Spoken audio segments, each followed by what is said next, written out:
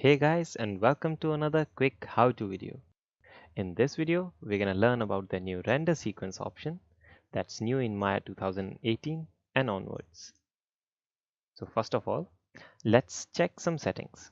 Go to the render tab, go to render, and there you have your render sequence. Click on the box, and there you have some settings of it. With these settings, you can choose your camera if you want to choose some render layers, render enabled cameras if you want to render some specific region, and where you want to save your images. If you want to see what's rendering, you can click on this checkbox and it's gonna add it to the render view. Now in settings, okay, let's first change the image format to JPG, name, frame number and extension. Start frame will be 1 and end frame will be 30. We are gonna render from the camera view. We don't want this view to be rendered.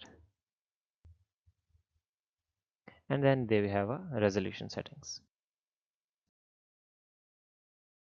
Now let's click on render sequence.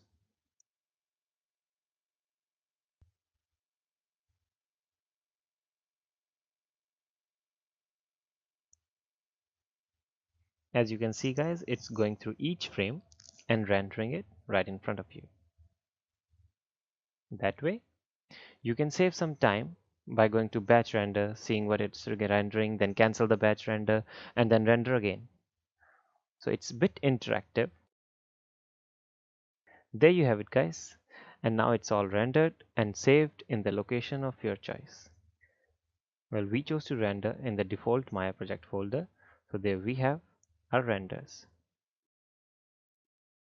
That's it for this quick how-to video guys. If you want to learn other quick tips and tricks or want to learn other 3D softwares, feel free to comment your thoughts down in the comment section. Make sure to like, share and subscribe our channel CGFamily, and I'll see you in the next video.